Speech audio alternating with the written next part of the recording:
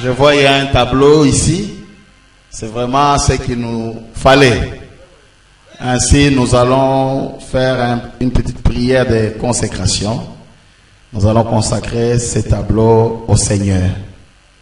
Tous ensemble, prions le Seigneur.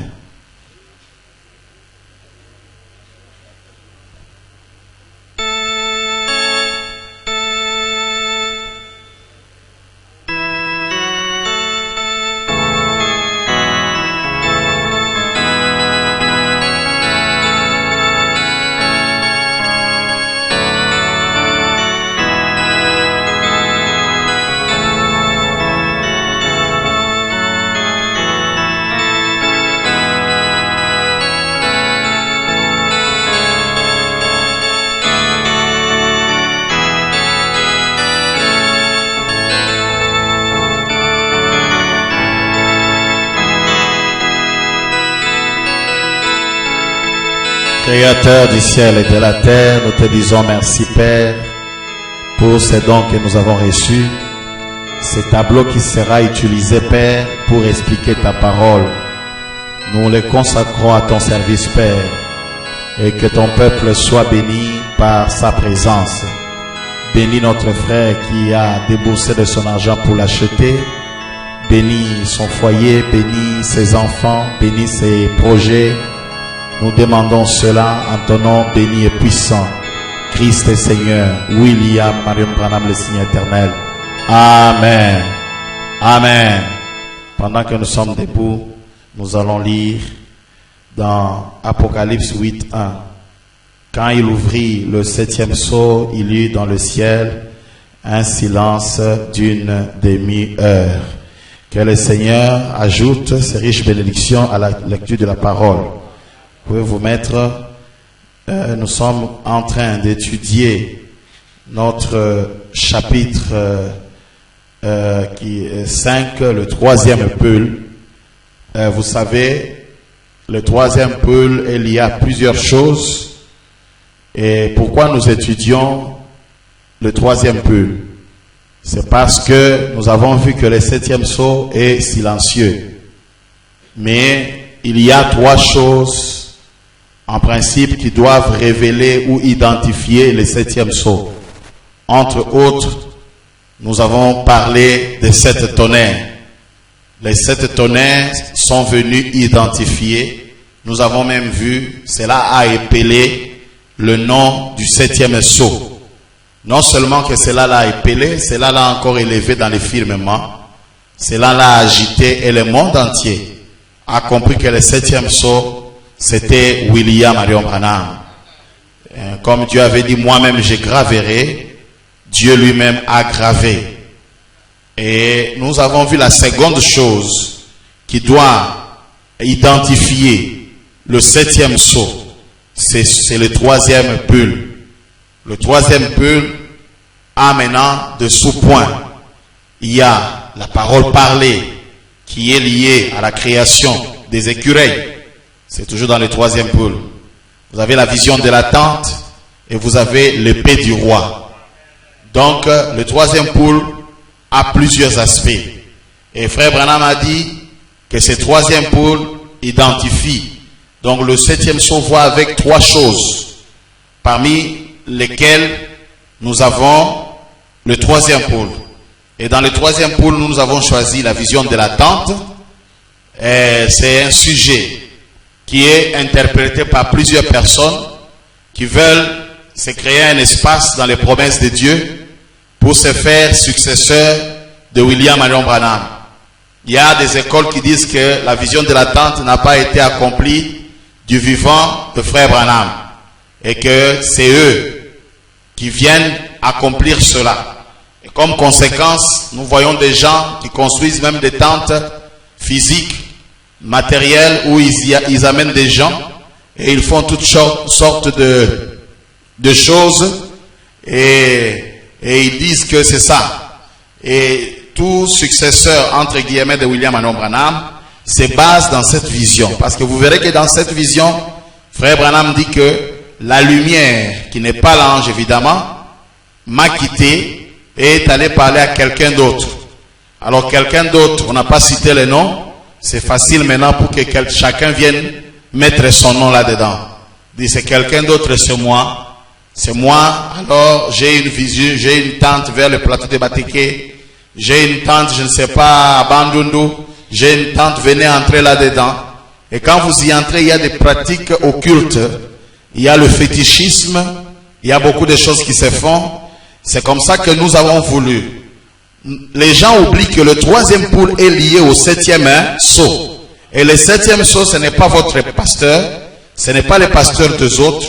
C'est le septième ange du septième âge de l'église. C'est lui le septième sceau. Donc le troisième poule est lié à lui. Regardez, moi je ne comprends pas. Comment un homme peut venir aujourd'hui dire que c'est lui le troisième poule qui est la vision de la tente, alors que nous n'avons jamais vu son premier poule, nous n'avons jamais vu son deuxième poule. Directement il dit qu'il est le troisième poule. William Branham, nous avons vu comment il a eu ses poules. Il est allé évoluant.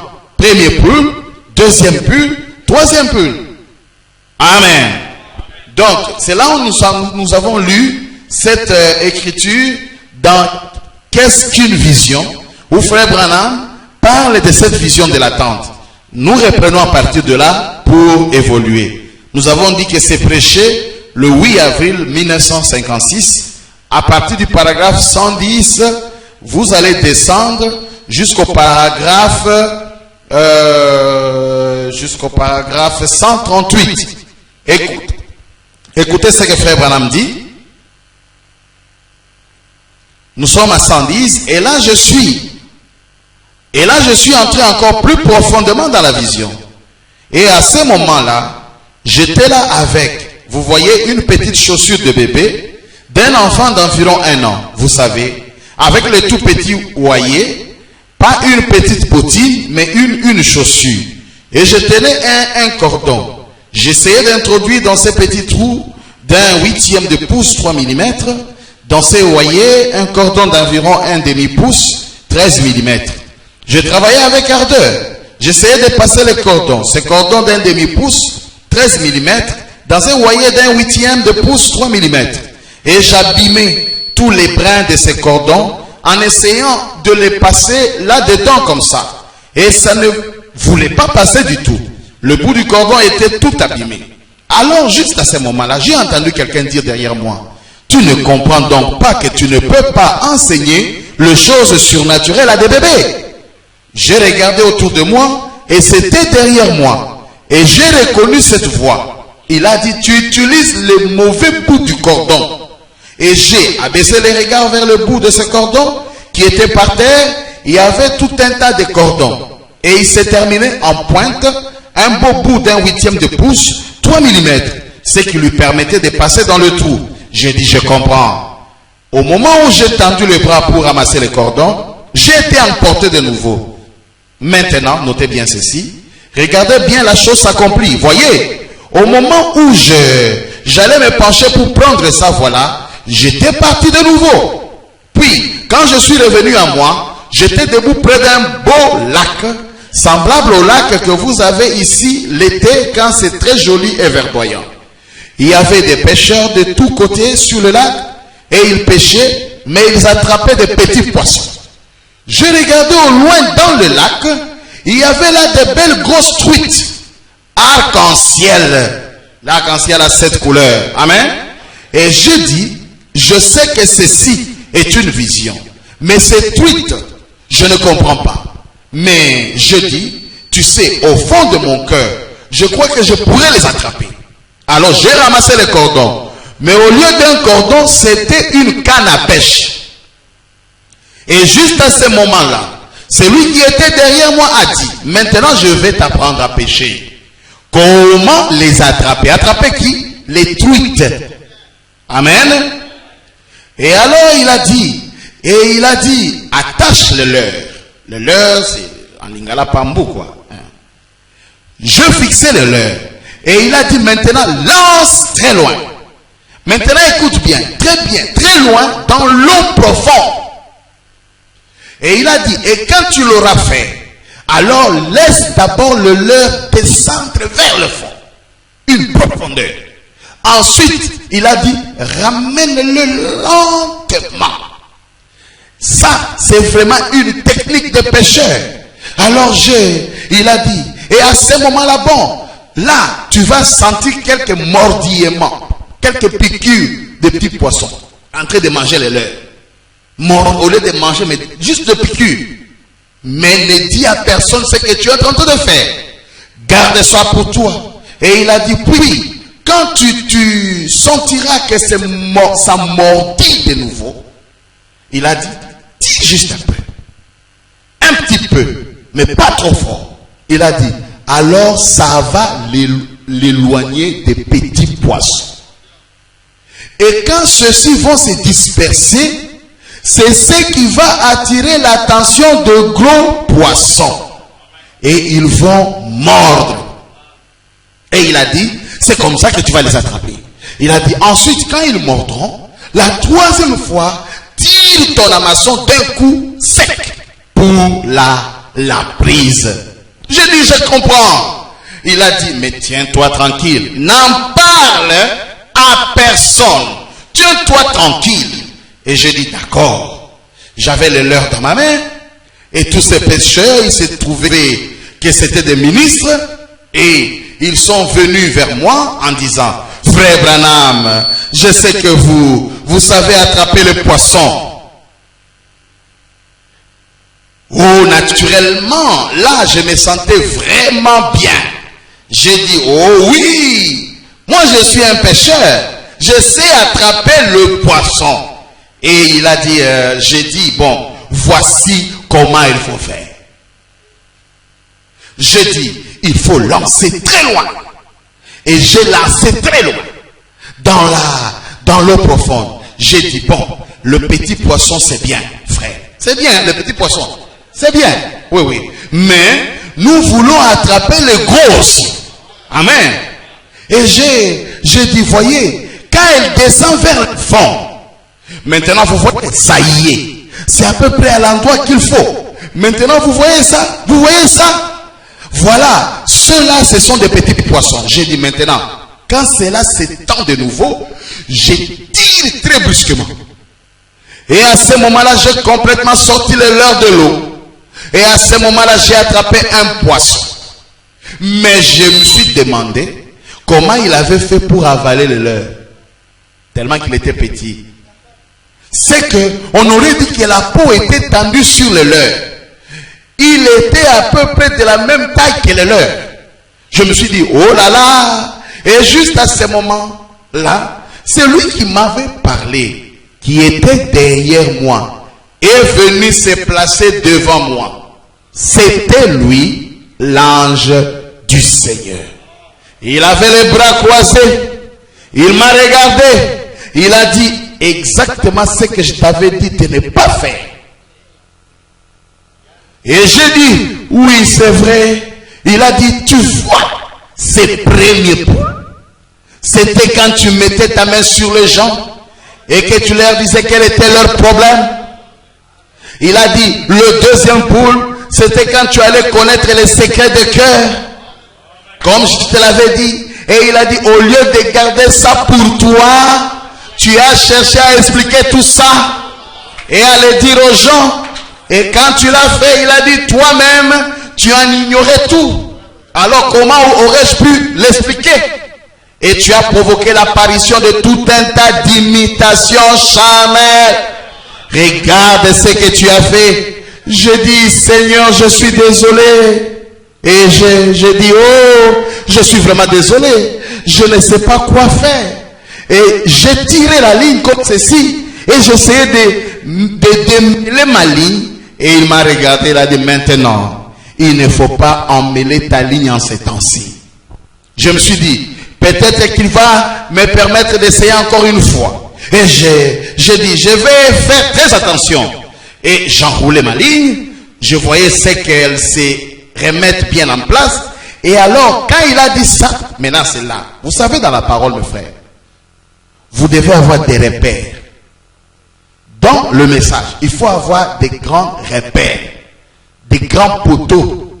Alors quand vous avez des poteaux, même si vous ne comprenez pas les détails, le poteau vous stabilise.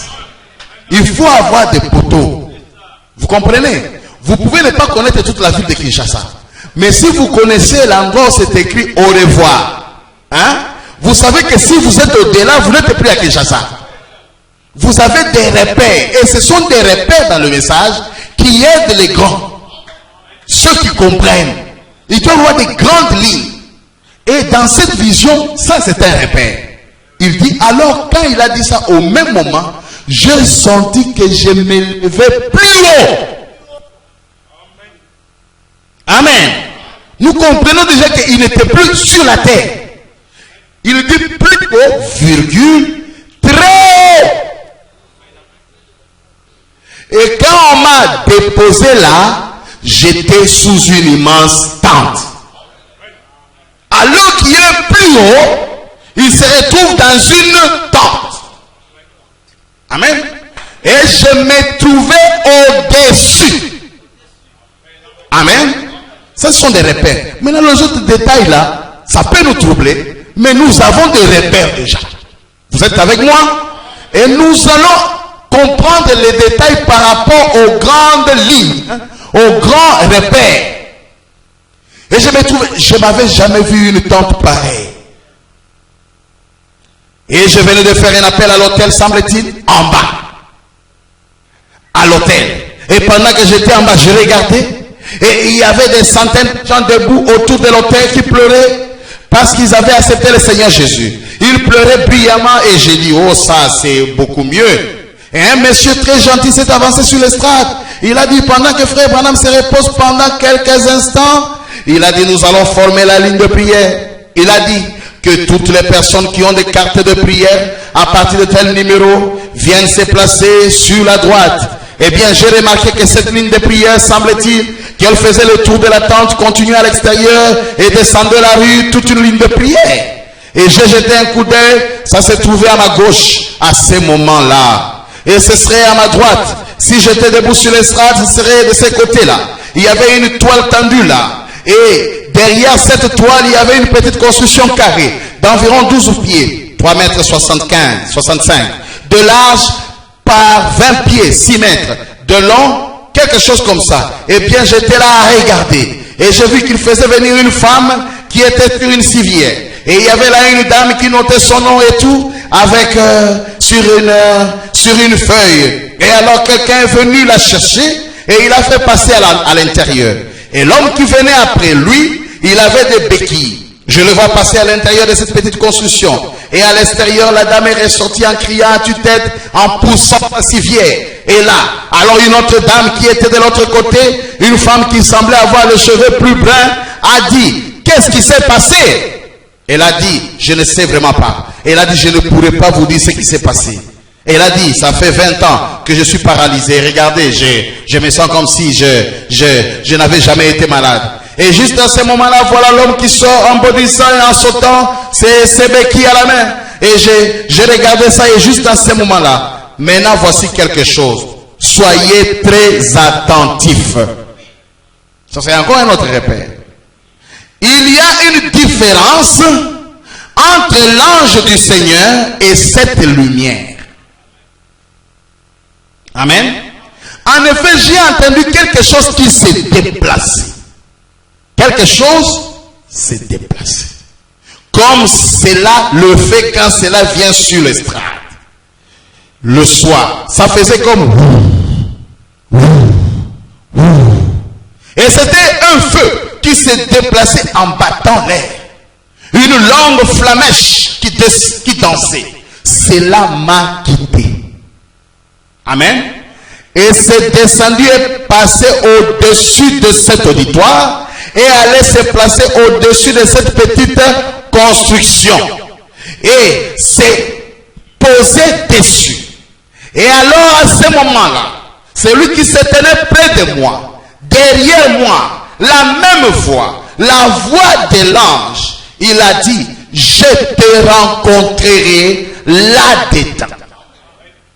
Dans cette construction, dans cette tente, dans cet endroit qui était haut. Et ceci, là c'est en 56, n'oubliez pas, ceci est le troisième pôle. Mais personne n'en saura. Amen. J'ai dit, eh bien, je ne comprends pas. Pourquoi là-dedans? Pourquoi ça? Maintenant, écoutez. Maintenant, quand il vient prêcher le sort, j'ai dit, veillez sur les temps. Quand maintenant il vient prêcher le sort, d'abord il a eu la vision de la constellation des anges qui sont allés, il est monté, il ne comprenait pas ce que cela signifiait. Il est allé dans le désert pour poser des questions à Dieu. Il voulait savoir la signification de la venue de ces anges et de cette déflagration. C'est là où il a reçu une épée du roi dans sa main et il s'est rappelé de la vision qu'il a eue en 56. Amen. Voilà maintenant, il évoque cette vision quand il prêche le 7e sceau. Alors qu'il évoque le 3e pull. Il prend maintenant, c'est au paragraphe 299, il dit ceci, il répète la vision. Et juste à ce moment-là, il m'a emporté. Remarquez maintenant les similitudes, avec d'autres nuances. Vous voyez, c'est la même vision, mais il y a maintenant d'autres éléments, les mêmes éléments expliqués d'autres manières.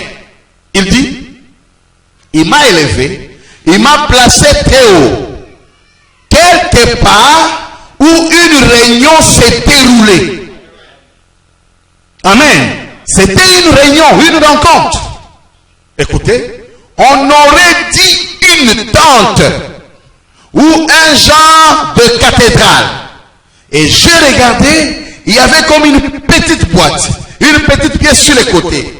Et je voyais que cette lumière, là il a dit que cette lumière n'est pas l'ange, que cette lumière parlait à quelqu'un au-dessus de moi. Amen. Là, la lumière est allée sur une construction. Vous êtes avec moi? Ici, il dit, c'est à quelqu'un au-dessus de moi. Cette lumière que vous voyez sur la photo. Amen. Elle s'est éloignée de moi en tournoyant comme ça. Et elle est allée s'installer au-dessus de la tente. Écoutez. Et il a dit, je te rencontrerai au futur. Il raconte un songe, une vision de quelle année? Et il dit, je te rencontrerai. Quand ça? Au futur. Et ici nous sommes en 63 où il en parle. Je te rencontrerai là. Et il a dit, écoutez les temps, ça sera le 3e pull. Et tu n'en parleras à personne. Et dans le canyon Sabignon, il a dit, c'est le 3e pull. C'est un grand repère.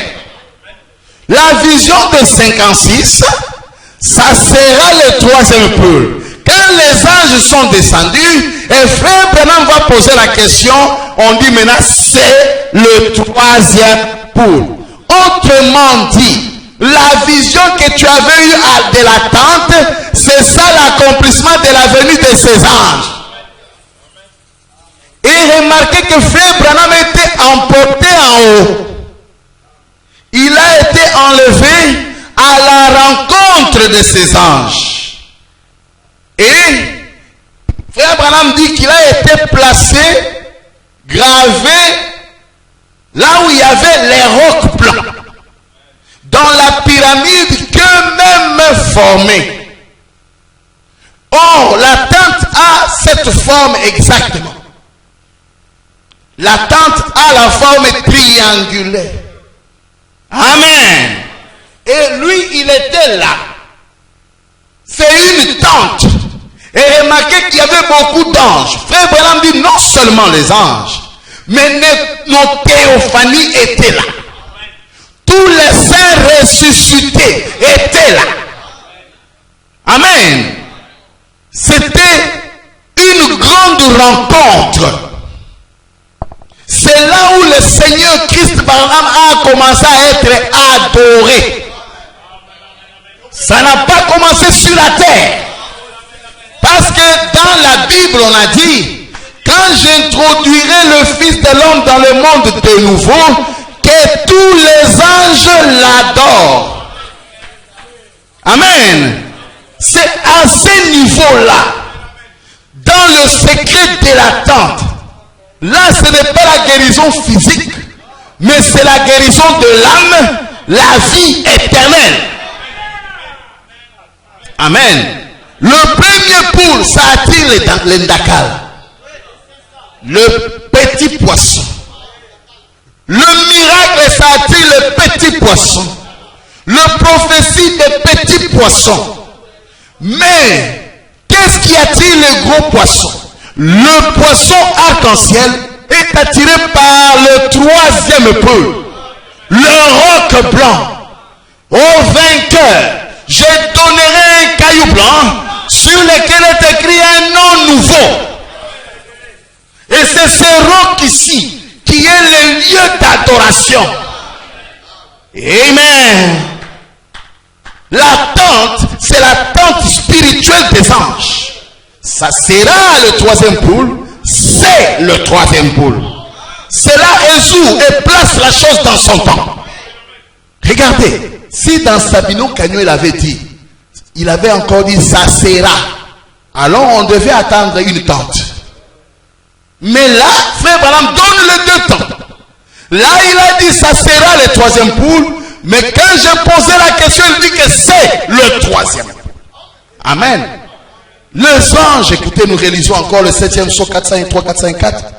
Quand les anges sont venus dans cet événement grandiose, il dit, vous vous rappelez les tout petits messagers, ils sont partis vers l'est. Le deuxième messager, les colombes, les oiseaux un peu plus gros, ils sont partis vers l'est. Ah, là nous devons écrire. Comme nous avons un bon tableau ici. Amen. Nous pouvons écrire les petits oiseaux. N'est-ce pas? C'est le premier pull. C'est ça. 2, c'est quoi?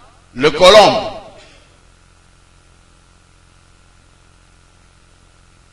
C'est le deuxième pull. Écoutez. Le deuxième messager, les colombes, des oiseaux un peu plus gros, ils sont partis vers l'est. Et puis je regardais, eux étaient avec moi tout le temps.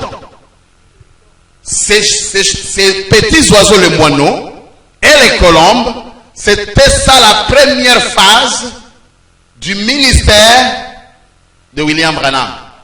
Ils étaient avec moi tout le temps. Écoutez, c'était le premier et le deuxième poule. Le petit moineau, c'était le premier poule.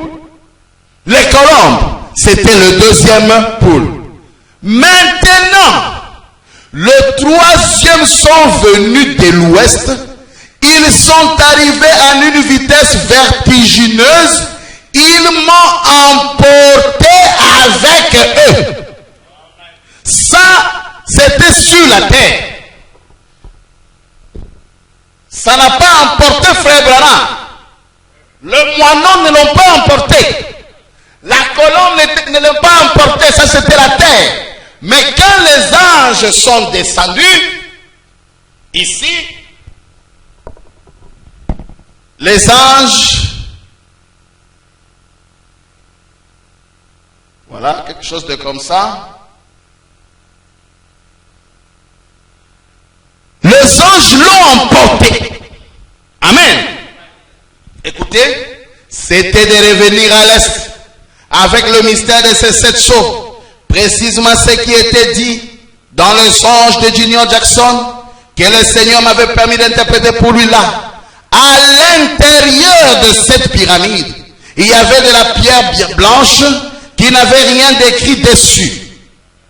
Amen. C'est pour cette raison qu'il m'a fallu aller à l'ouest pour faire le contact avec le message de ces anges. De revenir ici, révéler cela à l'église. Vous vous souvenez? J'ai dit que les choses qui allaient se passer ensuite, ce serait ici à l'église. C'est tout à fait exact.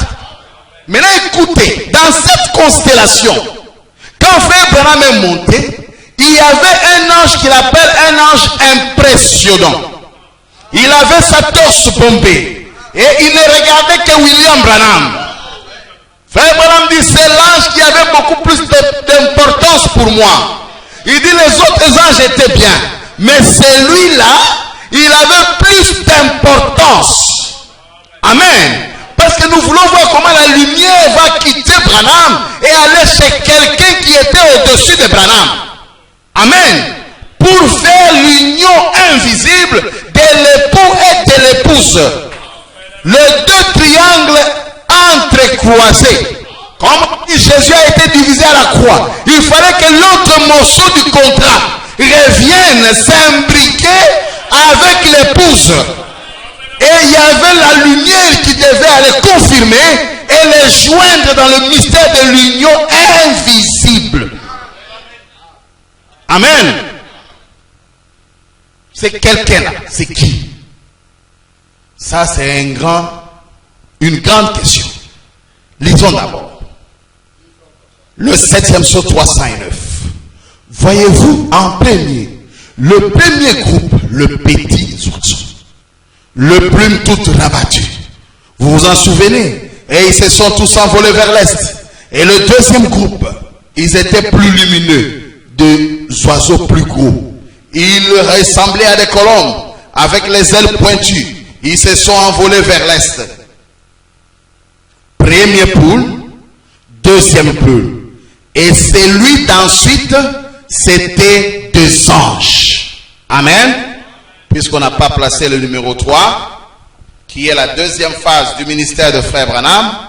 Donc, à la troisième position, nous écrivons quoi? Les anges. Voilà les poules. Est-ce que toi qui dis que tu as le troisième poule, est-ce qu'on a vu des moineaux venir vers toi? Même seulement les papillons, est-ce qu'ils sont venus vers toi? Maintenant, on n'a même pas vu les colombes venir vers toi. Le troisième poule, c'est la venue des anges. Quand est-ce que les anges sont venus vers toi? Où et quand? Amen. C'est lié uniquement à William Marion Branham. Le premier poule était lié à Branham, le deuxième poule lié à lui, et le troisième poule c'est lui. C'est d'ailleurs ça son mystère. Amen. C'était des anges. J'étais là. Il y a eu cette explosion. J'ai regardé dans cette direction-ci vers l'ouest. Et ils sont arrivés et m'ont tous simplement emporté là-dedans. Je n'ai plus eu de connaissance de rien. C'est lui d'entre eux, quand ils sont arrivés, c'est lui qui me paraissait être si étrange. C'était celui ce serait sur la gauche de l'endroit où je suis entré dans la constellation. Mais si on compte de gauche à droite, pourquoi je dis ça? Parce que nous avons vu que la lumière, il dit que quelqu'un était au-dessus de moi et la lumière m'a quitté et est allée à quelqu'un. Alors nous voulons voir c'est quelqu'un. Amen. Parce qu'un noir peut venir de Mujima, il dit que c'est moi. Oh, de la Côte d'Ivoire, il dit que c'est moi. Mais nous voyons que déjà dans la constellation, il y avait un ange qu'on appelle un ange impressionnant. Qui impressionnait Frère Branham. Maintenant, quelle relation y avait-il entre William Branham et cet ange? Amen. Écoutez, j'avais déclaré que ce n'est pas l'ange du Seigneur. Pourquoi, mes frères? Frère Branham avait l'ange du Seigneur à colonne de feu depuis sa naissance. Il a grandi avec l'ange du Seigneur. Il disait que même s'il se tenait ici parmi 1000 personnes, je vais l'identifier. Il les connaissait. Amen. Mais ça, c'est l'autre bout du contrat. Amen. Amen. C'est là où ça ressort dans la divinité, la triunité d'un être. Amen. Alors quand il est entré, il y avait quelqu'un d'impressionnant. Lui-même là, l'ange là. Amen. Mais Dieu avait dit, c'est ici, je te rencontrerai là. Le lieu du rendez-vous. Le lieu où l'union invisible doit se faire. Parce que quand celui-ci descend, vous ne voyez plus personne. Tous les anges, l'ange impressionnant, l'ange du Seigneur en lui. Et quand il marche, c'est le ciel en train de marcher. C'est la puissance de Dieu sur la terre. Un seul mot, il pouvait détruire la terre. Amen. Dans la constellation, il a fait une rencontre. Il dit c'était un ange. Et il dit cet ange ne faisait que les regarder. Lui il regardait. Oh, c'est qui? On va le voir. Amen. Écoutez, il dit prenons 407. On va un peu essayer de décortiquer cet ange. Après 407, septième jour. Donc, cet ange qui était à ma gauche, en fait, il serait le dernier ou le septième ange. Si on le comptait de gauche à droite, en effet, il était à ma gauche. Je le regardais venir de l'ouest, alors qu'il se dirigeait vers l'est. Donc, il allait vers la gauche. Donc, écoutez, ça serait le message du dernier ange. Le message du dernier ange, c'est cet ange-là.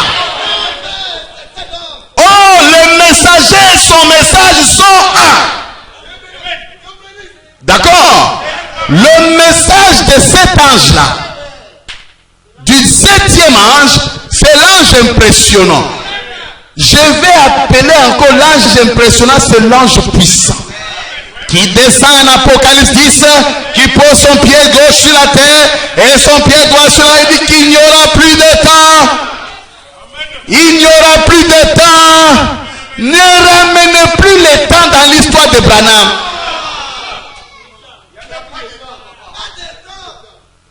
Il n'y a plus de temps. Amen.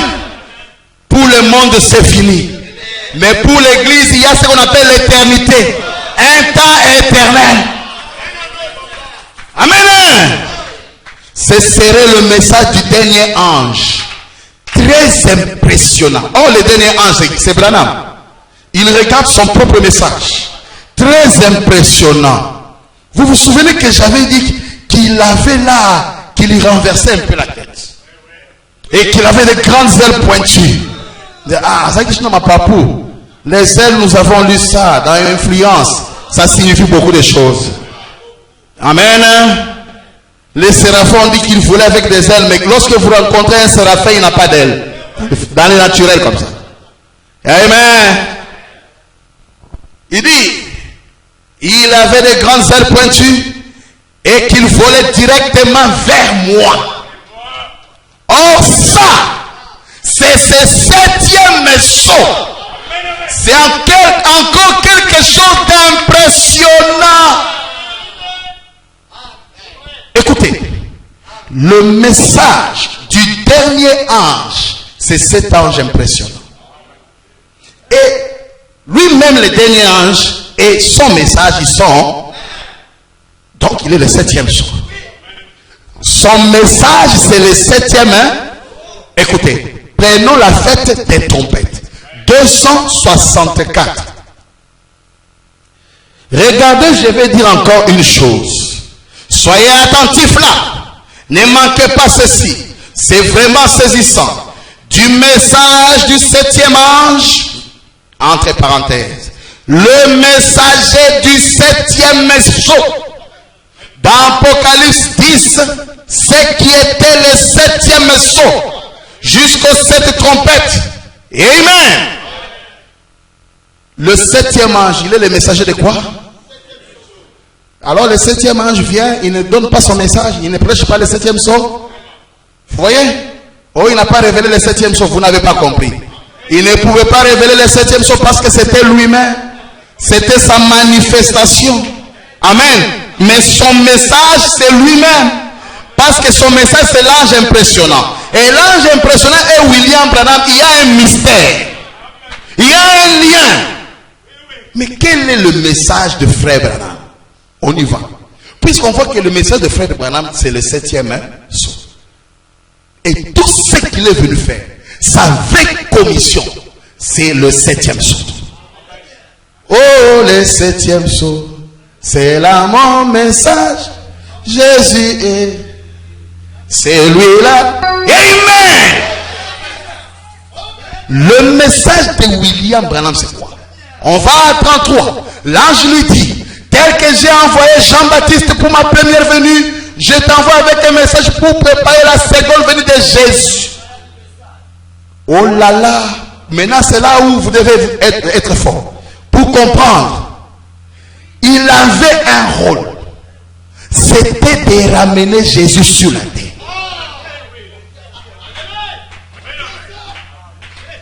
Le travail de William Marion Branham, c'était le 7e saut, ramène Christ sur la terre. Son message, c'est Christ. Est-ce que vous êtes avec moi? Amen. Nous allons lire quelques citations rapidement pour Frère Branham parle de son ministère. Prenons, assoiffé de la vie, prêché le dimanche 28 juillet 1957, à partir du paragraphe 15. Jusqu'à ce que je vous voie, chers amis, je vous ai dit la vérité de l'évangile. J'ai fait tout ce que je savais pour présenter Jésus-Christ dans toutes les manières que je connaisse.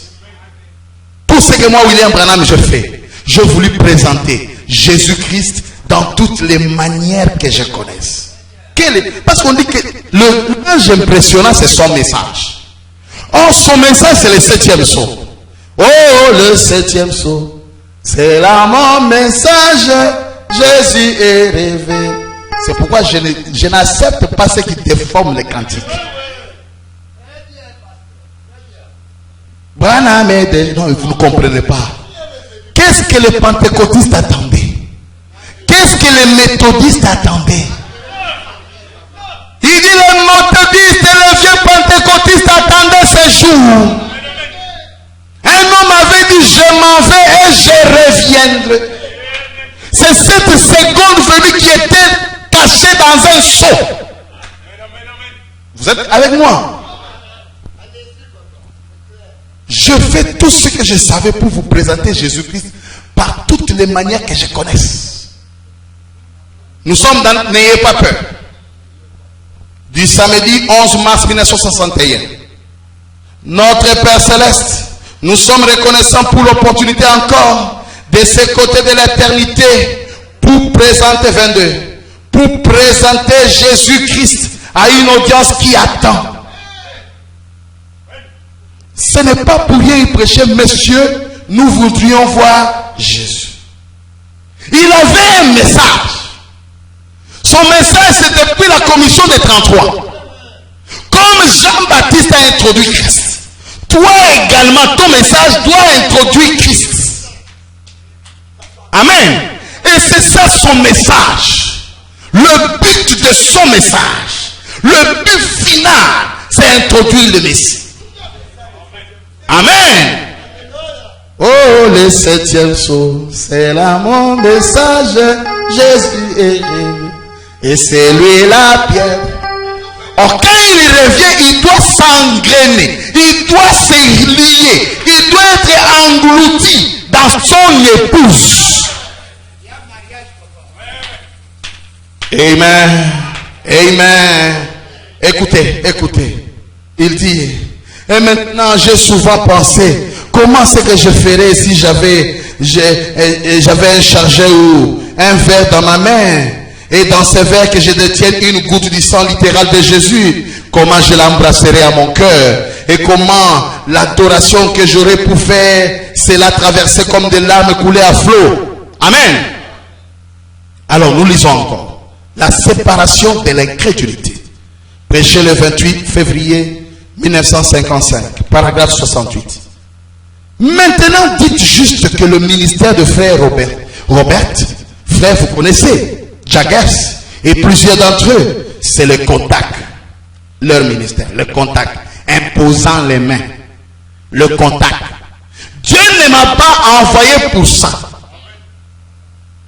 Il m'a envoyé avec un don divin pour magnifier ou prouver à l'audience que Jésus-Christ est au milieu de son peuple. Mon ministère n'est pas d'imposer les mains. Écoutez, je veux dire qui? Le messager Billy Graham, Oral Robert, leur ministère, c'était pour attirer les Ndaka. Mais le ministère de Frère Branham, c'est comme j'ai envoyé Jean-Baptiste. Toi, tu dois ramener l'homme qu'on a toujours attendu, là, Jésus. Tu dois le ramener sur la terre. Il dit, mon ministère est différent. Amen. Mon ministère est différent. Il dit, il m'a envoyé avec un don divin pour magnifier ou prouver à l'audience que Jésus est au milieu de son peuple. Ensuite qu'il regarde au calvaire et vive. Voilà la différence. Vous voyez, ce n'est pas en leur reposant les mains. C'est regarder et croire. Mon ministère est un ministère de la foi. Croyez cela. Amen. C'est pourquoi vous verrez que je m'insurge toujours à l'esprit qui adore William Branham, mais en essayant de diaboliser ce que Jésus était. Vous ne comprenez pas que le Jéhovah de l'Ancien Testament est devenu Jésus. Et que Jésus obligatoirement devait devenir William Marion Branham. Obligatoirement.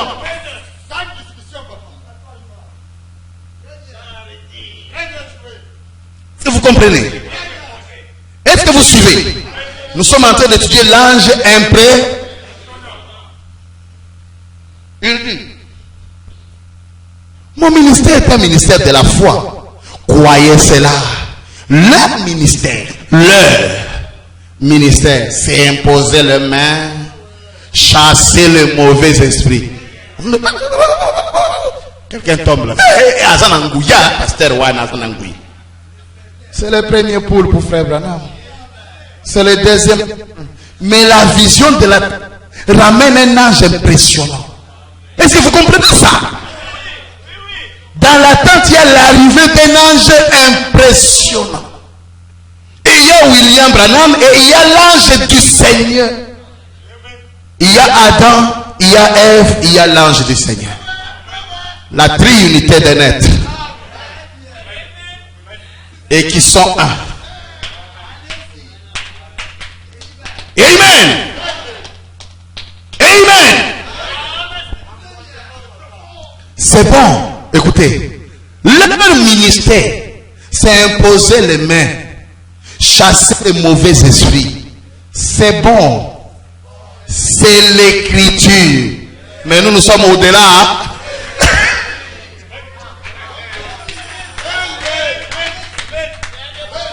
C'est une sorte de ministère. Ils ont 3 à 400 une nuit. Je pourrais avoir 3 ou 4 si je peux. Eux, ils ont 400, 300 dans une nuit quand ils prêchent. Ils gagnent 400 personnes. C'est pourquoi Frère Branham dit, le diable compte ses membres, mais Dieu piège les siens.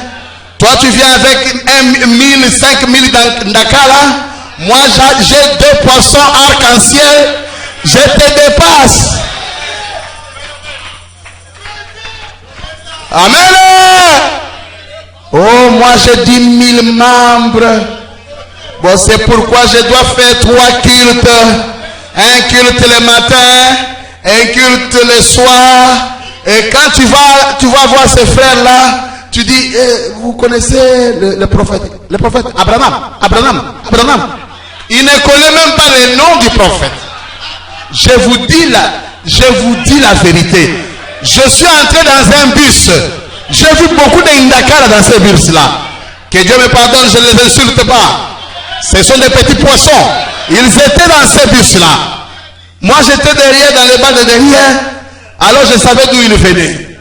Ah, Kassi, ma sœur. Kassi, il y a une situation où Abraham a le bakini.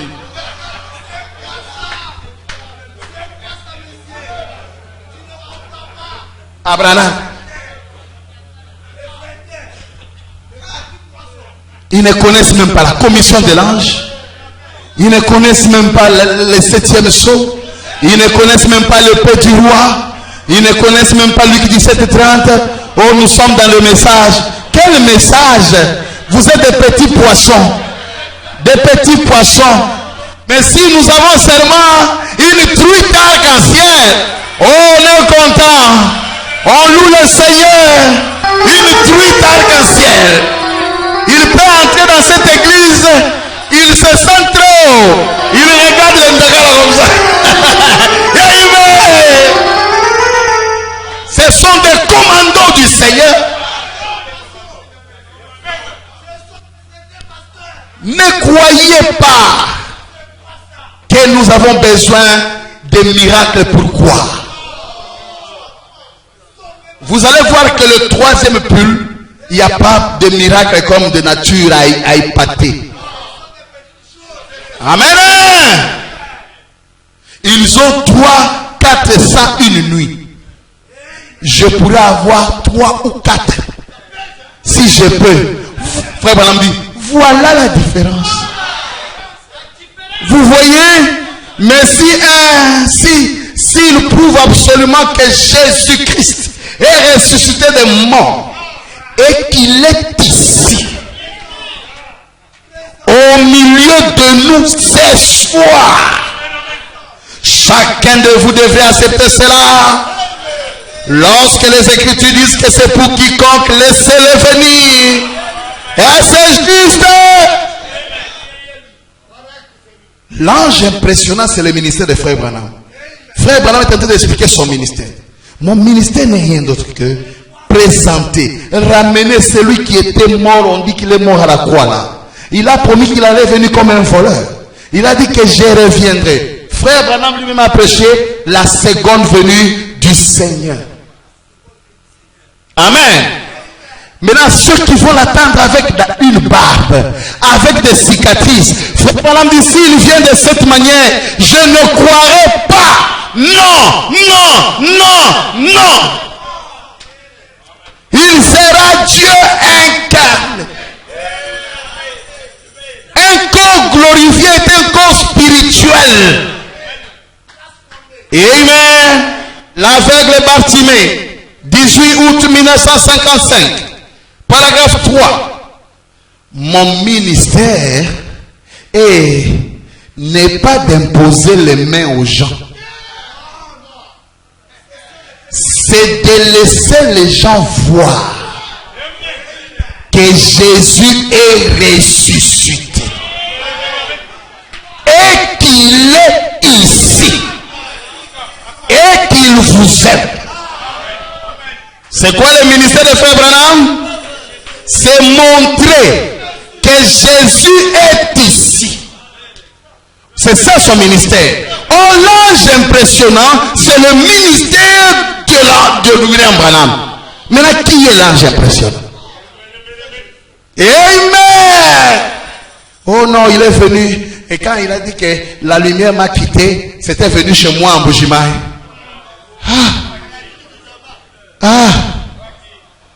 C'est moi. Vous ne me connaissez pas. Frère Branham dit d'abord, l'indice qu'il le faut, c'est qu'il se présente lui-même. Le vrai serviteur de Dieu ne s'est jamais pointé lui-même. Il fait semblant, comme s'il ne connaît rien. Il dit, regardez sur la route d'Emmaüs, le même Jésus qui était mort, qui a vécu avec eux 3 ans et demi, le voilà qui est ressuscité. Frère Branham dit, il est venu comme un étranger au milieu d'eux. Peut-être qu'il était en costume. Il leur a posé la question, vous parlez de qui? Dieu faisant semblant. Vous parlez de qui? Mais toi tu es un étranger. Frère Branham dit, Jésus lui-même est devenu son propre prédicateur. Il commence à prêcher sa parole. Ils ont fait 6 kilomètres. 6 kilomètres, ce sont les 6 âges de l'église. Il est en train de leur prêcher. Vous savez, la Bible a dit là-bas. La Bible a dit là-bas. La Bible a dit là-bas. Frère Branham dit au temps du soir. Alors qu'ils sont entrés dans le temps du soir. Maintenant, il leur a dit, moi je passe. Je m'en vais. Non, ne partez pas. Ne partez pas. Frère Branham dit, ils ont dit ceci. En tout cas, nous devons rentrer voir Pierre pour qu'on prenne ces prédicateurs ici, qu'ils remplacent Jésus. Parce qu'on n'a pas vu. Écoutez, frère Branham dit, il faisait semblant. Ils sont arrivés. Bon, vous êtes arrivés, hein? Est-ce que vous comprenez? Dieu faisant semblant. Dieu qui fait semblant. Maintenant, eux ont fait avec lui 3 ans et demi. 3 jours après, ils ne l'ont pas reconnu. Toi, tu vas les reconnaître comment?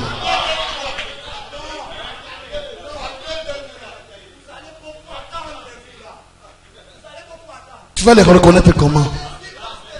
Oh, il dit, bon, on est le soir, hein, bon, moi je passe, hein, faisant semblant. Moi, je dois faire un saut quelque part. Moi, mon village est un peu plus loin là-bas. Barthélemy regarde Cléopas. Non, qu'il dorme, mec.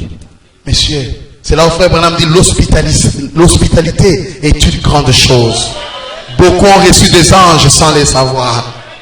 Ils ont dit, non, monsieur l'étranger, est-ce que tu ne peux pas rester quelques minutes, d'abord même dormir avec nous ici? Il dit, ah, mais il est tard, hein?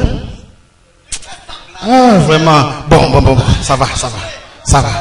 Leur Seigneur, leur Christ, leur Dieu, leur Maître, la présence de Dieu non reconnue. Amen. Et William Branham a prêché la présence du Seigneur non reconnue. Quelle souffrance il avait. Il le regardait comme ça. Ah. Regardez dans Moïse. Lisez un peu Exode. Lisez Deutéronome.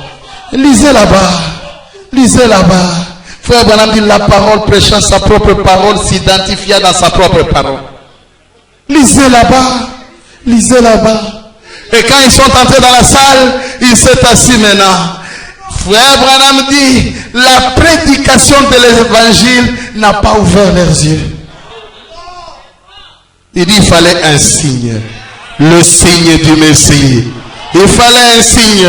Je vous tourne maintenant le dos, afin que vous sachiez que le même ange est ici. Et vous regardez dans le vide. Vous voyez Rohan Robert, vous voyez Billy Graham, mais vous refusez de voir Elohim. William Branham a bien dribblé. Il les a vraiment dribblés. Vous voyez quelqu'un, il est devant la chose. La chose est là, mais il ferme les yeux.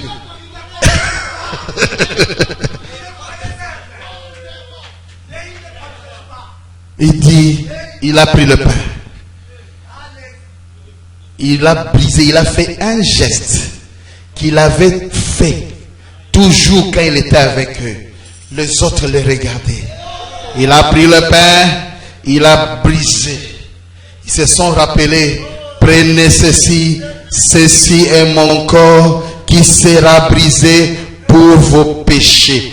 Quand il a fait quand, alors, lorsque leurs yeux s'ouvrirent, il les reconnut. Est-ce que ce n'est pas un titre de prédiction? C'est lui! Oh, c'est lui! Il disparaît. Il disparaît. Le ministère de Frère Branham, c'était Emmaüs. Écoutez, c'est pourquoi dans mes prières, je n'aime pas beaucoup mentionner cela. C'est Branham qui avait le droit de le mentionner. Branham, quand il prêche, il termine. Il dit, oh Père, puisse-t-il dire en eux, dans leur cœur, que notre cœur ne brillait-il pas au-dedans de nous quand il nous parlait? C'est ce que Cléopas avait dit. C'est-à-dire, ils ont compris qu'un si bon prédicateur ne pouvait être que le Messie. Voilà pourquoi quand il nous parlait, notre cœur ne brillait-il pas?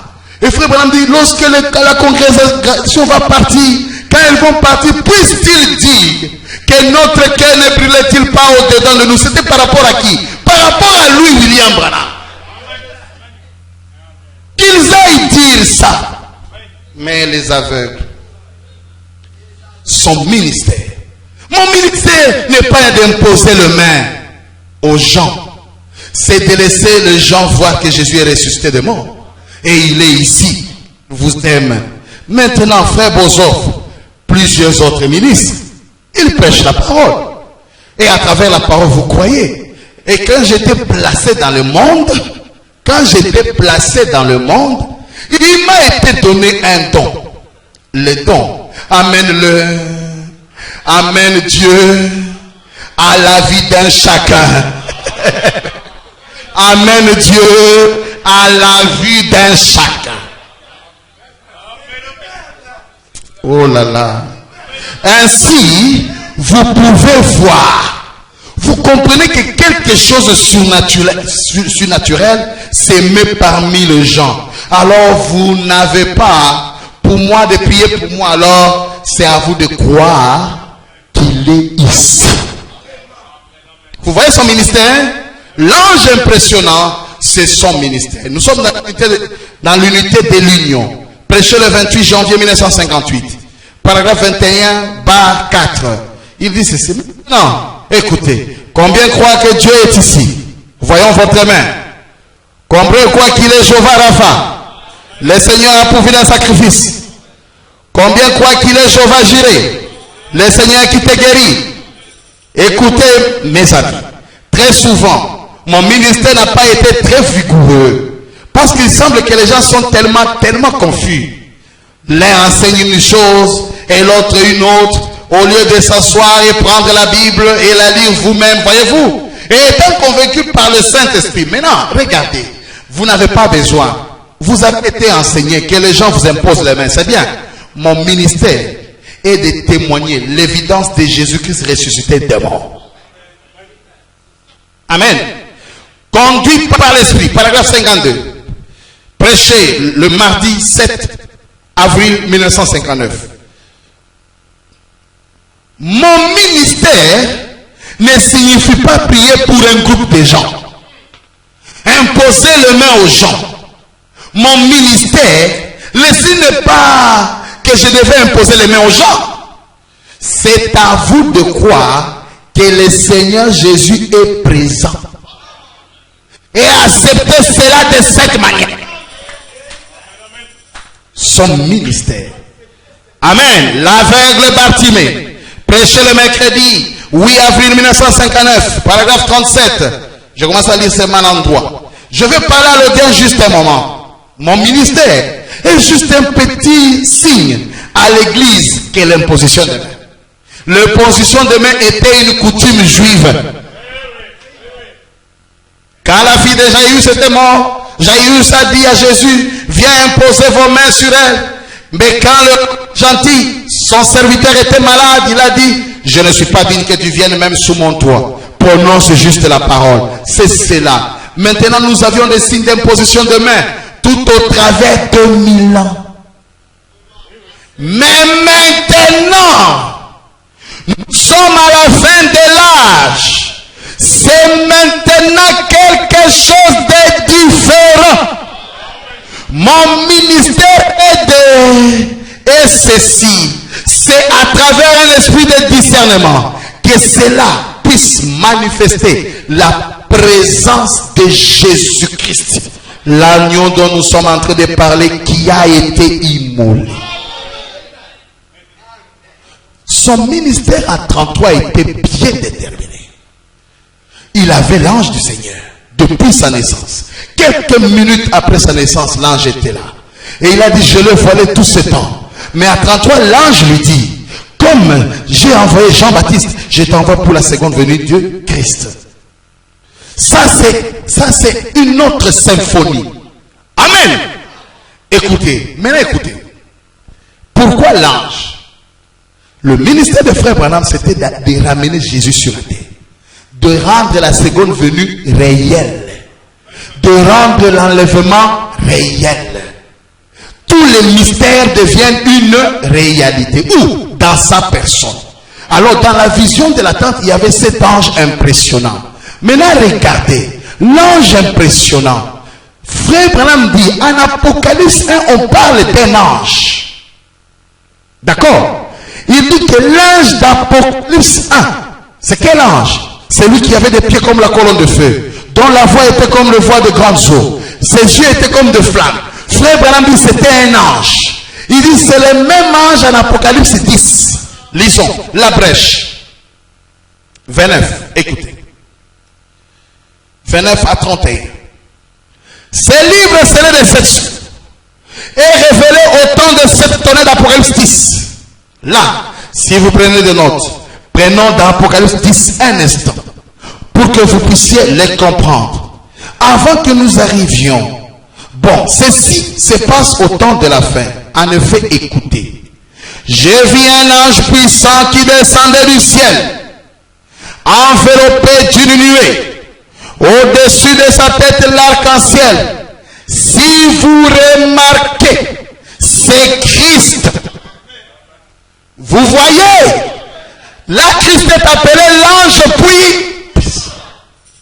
L'ange qui descend en Apocalypse 10, on l'appelle l'ange, mais frère Branham dit que c'est qui? C'est Christ. Vous êtes avec moi? Amen. Écoutez, si vous remarquez, c'est Christ. Vous voyez, en effet, dans l'Ancien Testament, il était appelé l'ange de l'Alliance. Et il vient tout droit aux Juifs. Là, car pour ce qui est de l'Église, c'est terminé. Voyez, très bien. Et son visage comme le soleil, et ses pieds comme des colonnes de feu. Hein? Là, il lit Apocalypse 10 avec Apocalypse 1. Il combine. Maintenant écoutez, il confirme ça. Vous vous souvenez de cet ange d'Apocalypse 1? Même chose. Jean fut ravi au jour du Seigneur. Or, le jour du Seigneur, frère Branham dit, c'est le jour de la venue. Suivez-moi très bien. Quand Jean était ravi au jour du Seignur, il dit que le jour du Seigneur, c'est le jour de la venue. Tous les jours étaient le jour des hommes. C'est après les âges de l'Église, on est au jour du Seigneur. Et dans les jours du Seigneur, il y a un ange impressionnant. C'est que Apocalypse 1 parlant des jours du Seigneur et Apocalypse 10, c'est la même chose. Regardez. Deux âmes qui sont là, les âmes qui sont en prison. 156, 157. Remarquez, c'est le message du septième ange qui devait révéler les sept sceaux. Apocalypse 17, c'est là que vous trouvez ça, voyez. Et il a vu cet ange qui descendait, qui posa son pied sur la terre et sur la mer. C'était Christ, qui avait un arc-en-ciel au-dessus de sa tête. Observez-le. Vous le retrouverez dans Apocalypse 1. Avec l'arc-en-ciel au-dessus de sa tête. Il avait l'aspect d'une pierre de jaspe et de sardoine. Il lit ça encore avec Apocalypse 4. Apocalypse 1 parlant de l'ange. Apocalypse 4. Apocalypse 10, c'est la même chose. Suivez-moi très bien. Amen. Apocalypse 1. Jean est ravi au jour du Seigneur. C'est quand il arrive au jour du Seigneur qu'il voit un messager avec cette étoile. C'est à ce moment-là que le messager avec cette étoile commence à lui révéler les anges. Autrement dit, Jean étant le type de tout vrai croyant, l'Église ne pouvait jamais comprendre les âges sans être enlevé au jour du et voir le Seigneur lui-même, et que le Seigneur commence à dire Éphèse c'était tel messager, Smyrne c'était tel messager, nous vivons la réalité de ce que Jean a vécu. Amen.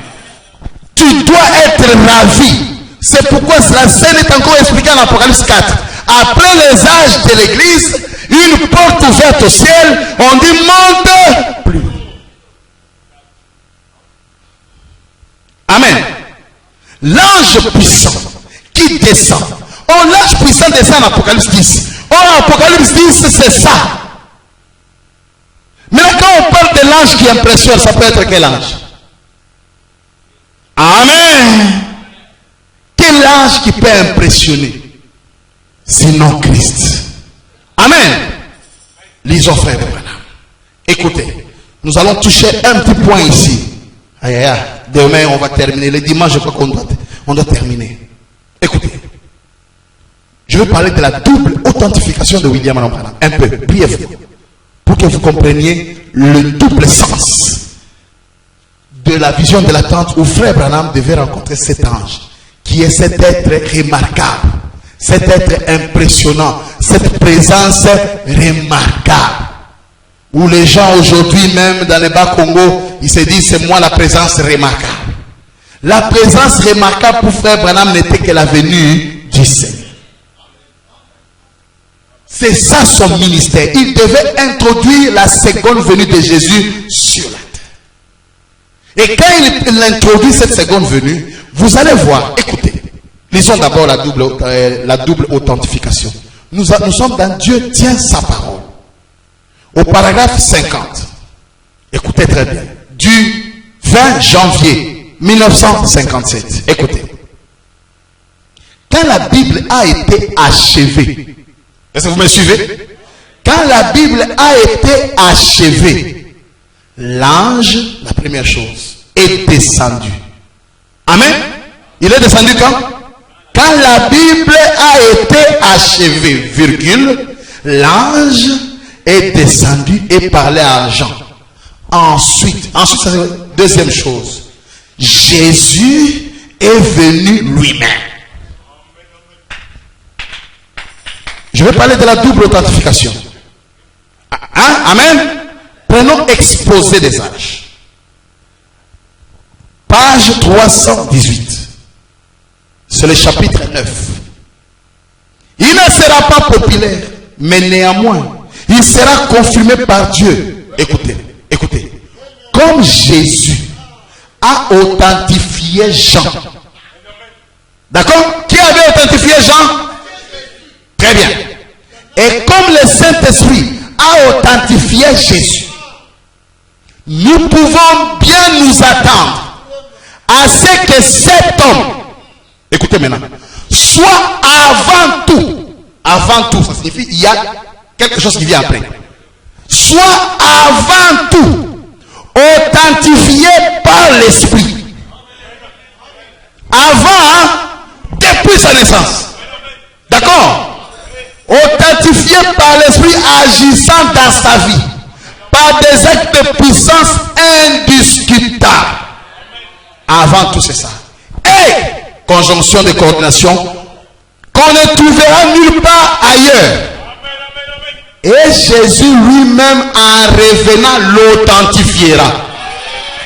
Il y a l'Esprit qui l'authentifie et Jésus qui l'authentifie. La double authentification. Maintenant, l'ange l'a authentifié déjà. Depuis même sa naissance, il marchait avec la colonne de feu. Mais la nuée de gloire, c'est l'authentification de la seconde venue de Jésus. Est-ce que vous êtes avec moi? Deux authentifications. Nous continuons la lecture. Je relis en droit. Il ne sera pas populaire, mais néanmoins, il sera confirmé par Dieu. Comme Jésus a authentifié Jean. Et comme le Saint-Esprit a authentifié Jésus. D'accord? Nous pouvons bien nous attendre à ce que cet homme soit avant tout authentifié par l'Esprit, agissant dans sa vie par des actes de puissance indiscutables qu'on ne trouvera nulle part ailleurs.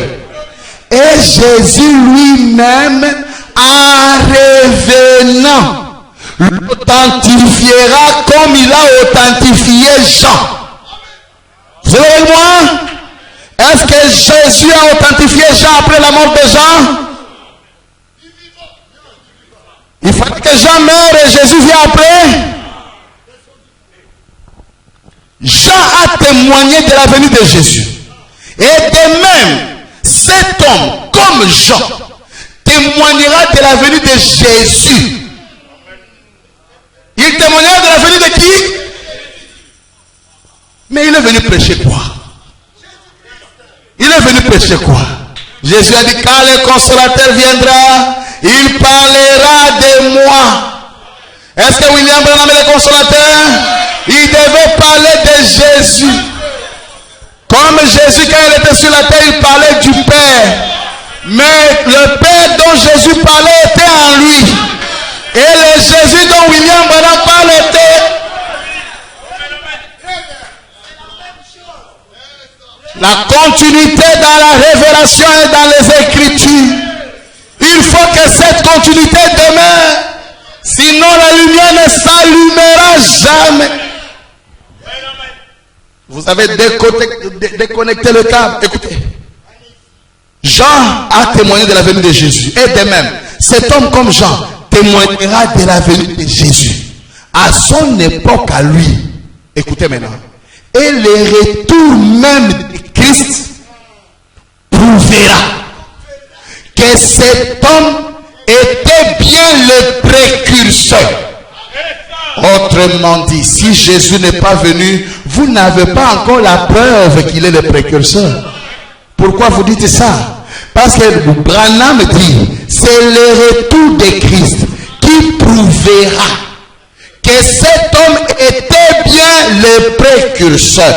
Donc ceux qui attendent n'ont pas encore la preuve que Branham était le... Écoutez, écoutez. C'est quoi le retour de Jésus? Et la preuve finale qu'il est vraiment le prophète de Malachie 4. Car la fin de la période des nations sera l'apparition de Jésus lui-même, authentifié par la colonne de feu. Écoutez, je prends un petit type dans la Genèse. Quand Dieu façonnait Ève, quand Ève s'est réveillée, quel est le premier être que Ève a vu?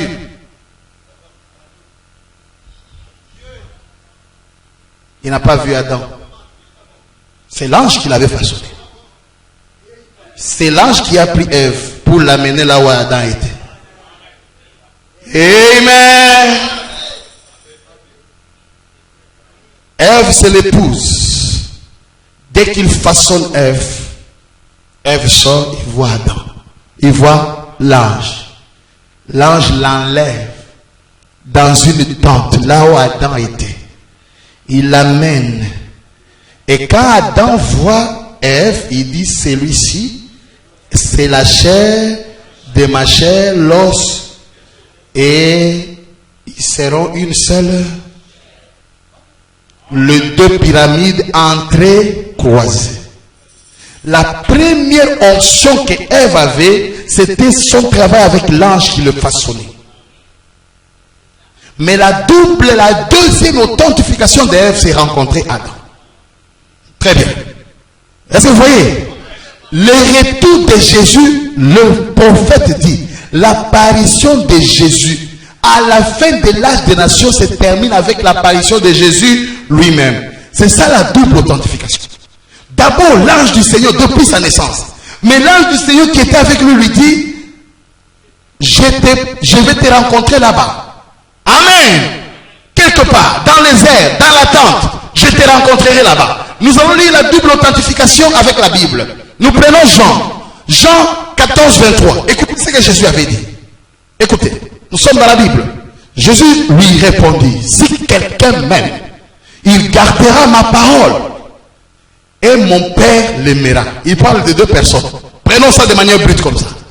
Si quelqu'un m'aime, mon Père, nous c'est qui? Nous viendrons à lui. La double onction, la double authentification, la double portion. Jésus n'a reçu qu'une portion. Amen. Mais celui qui va vaincre au temps de la fin, nous viendrons.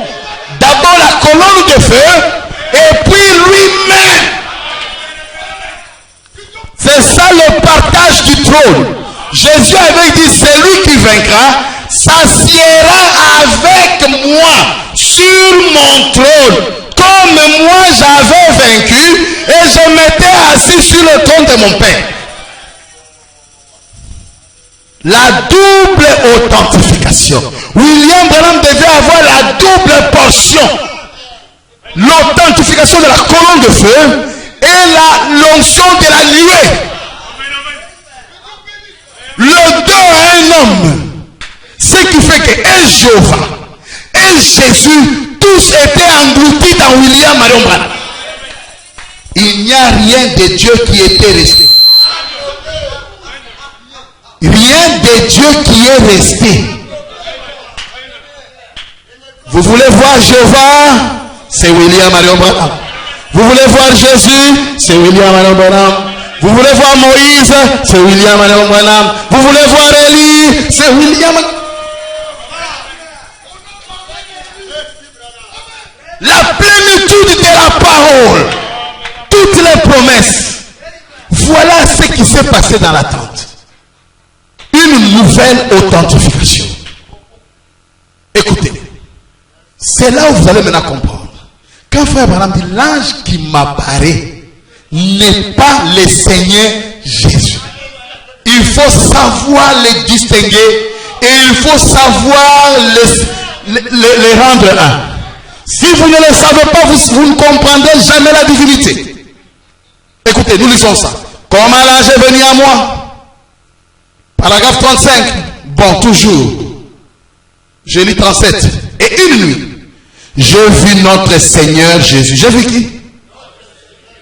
D'accord. Je dis ceci avec la permission du Saint-Esprit. Je crois. L'ange du Seigneur qui vient n'est pas le Seigneur Jésus. Il ne lui ressemble pas selon cette vision-là. En effet, dans la vision que j'ai eue du Seigneur Jésus, il était un petit homme. Mais écoutez, il ne dit pas que le Seigneur Jésus n'existe pas. Il dit que j'ai vu Jésus. Seulement l'ange qui m'apparaît n'est pas Jésus. D'accord? C'est pourquoi j'ai parlé de la Trinité de naître. Il y avait Adam, il y avait Ève, il y avait l'ange.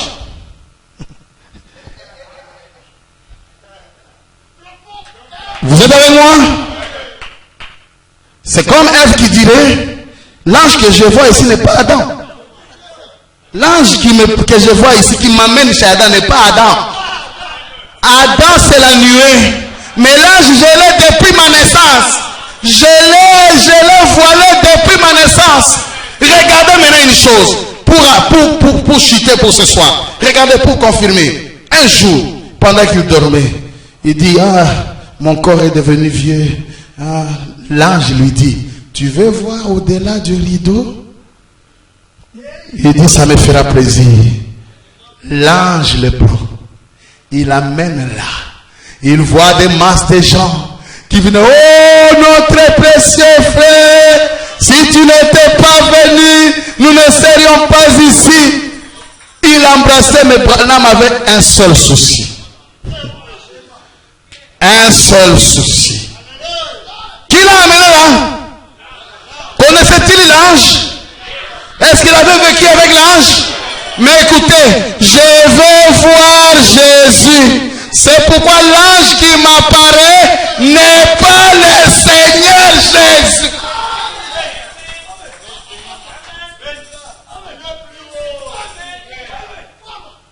C'est l'ange qui l'a amené là. Mais écoutez. écoutez, s'il y avait d'autres prédicateurs incrédules là-bas, quand William Branham avait posé cette question, je vais voir Jésus, un pouvait dire, oh, mais depuis ta naissance, Jésus était là, non? L'ange qui était là avec toi, c'est Jésus, non? On n'a pas dit ça. Un autre pouvait dire, tu veux voir Jésus, mais Jésus est devenu le diable depuis un certain temps. Toi, tu ne sais pas. Tu veux voir Jésus comment? Hein?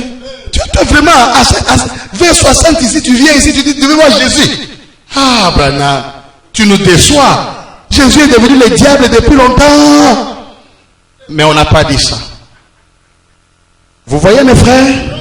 Vous saisissez? Regardez, il n'a pas dit ça. Mais regardez ce qu'on lui a dit. Jésus est plus haut. Et un jour, il ne viendra pas. Un jour, il viendra à qui? C'est ça la vision de l'attente. Amen. Un jour, il viendra à toi. Il ne viendra pas à tout le monde. Il ne viendra pas au monde entier. Il viendra à toi et toi, tu nous présenteras. Le ministère, c'est de présenter Jésus-Christ au monde. Amen. Donc, il y avait l'ange du Seigneur que je distingue avec l'ange impressionnant. Amen. Car Jésus, en Apocalypse 1, est appelé ange. C'est pourquoi, on doit terminer avec ces deux écritures. C'est pourquoi, oh là là, nous lisons la brèche, 40-41, et puis nous lirons les 7e son, on s'arrête là. Écoutez, maintenant vous voyez, je ne suis pas en train d'inventer ça. C'est ce que la brèche, hein. C'est ainsi dit le Seigneur. Je vais vous les lire dans le livre. Quand le message du 7e ange serait proclamé, le mystère de Dieu s'accomplirait tel qu'annoncé par ces saints prophètes, c'est-à-dire le prophète qui ont écrit la parole à la proclamation du 7e âge de l'Église, les derniers âges de l'Église. Toutes les choses qui étaient restées en suspens, qu'on avait sondées au cours de ces âges de l'Église, seront réglées ensemble. Et une fois que les choses sont brisées et que le mystère est révélé, c'est là que l'ange descend. Virgule, le messager, virgule, Christ, qui pose son pied sur la terre et sur la mer avec un arc-en-ciel au-dessus de sa tête. Maintenant, souvenez-vous, hein, n'oubliez pas, ce 7e ange est sur la terre au moment de cette venue. Frère Branham savait que les gens ne vont pas capter. Alors il devait faire le parallélisme. Tout comme Jean donnait son message en même temps que le Messie est venu. Le Christ qui descend ici, c'est ça la seconde venue. Vous voulez quelle autre venue? La couronne de feu était déjà depuis sa naissance. Ici, c'est l'accomplissement de la seconde venue où Frère Branham dit le 7e sceau ramène Christ sur la terre. Le 7e sceau 305. Frère Branham dit, oh, comment est-ce que je savais? L'autre jour, dimanche passé, il y avait une semaine aujourd'hui, alors que j'ai pressé sur, soyez humble. Soyez humble. Souvenez-vous, Dieu traite dans les petites choses. Je ne m'étais pas rendu compte de ce que ça voulait vraiment dire. Mais maintenant, je le vois. Ça se passe d'une façon tellement humble. Tellement comment?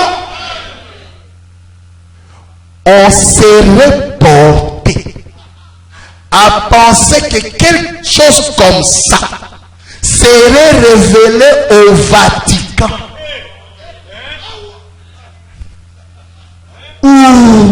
Mais ça se passe, écoutez, exactement comme dans le cas de Jean-Baptiste. Ça se passe comment? Non, mais Jean-Baptiste là, il était vivant et Jésus est venu. Mais ici, notre Jean est d'abord mort, on continue à attendre jusqu'aujourd'hui. Est-ce que c'est exactement ça? Ça se passe comment? Exactement.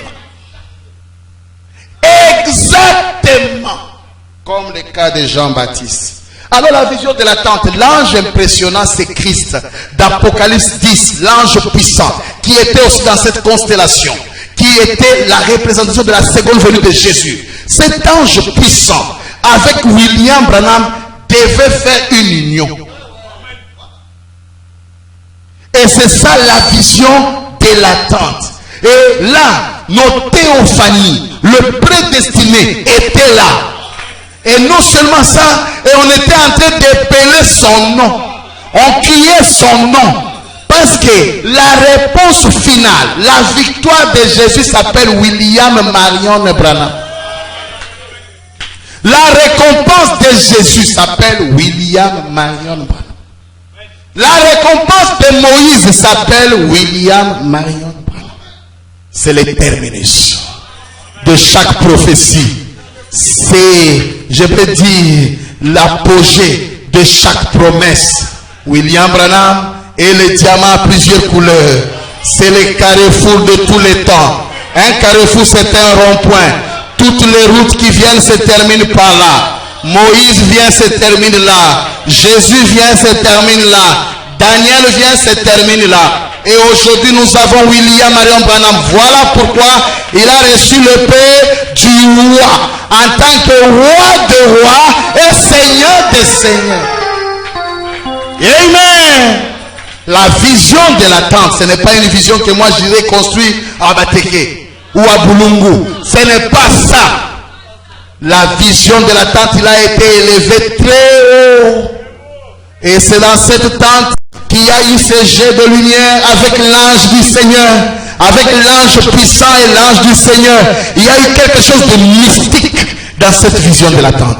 Voilà pourquoi quand frère Branham est descendu, on a dit, on ne l'a plus reconnu. Il avait changé. Il n'était plus le même. Et il a dit, Roy a compris ce soir. Mesdames, Roy a vu quelque chose. Je pense qu'il a compris. Que le Seigneur vous bénisse.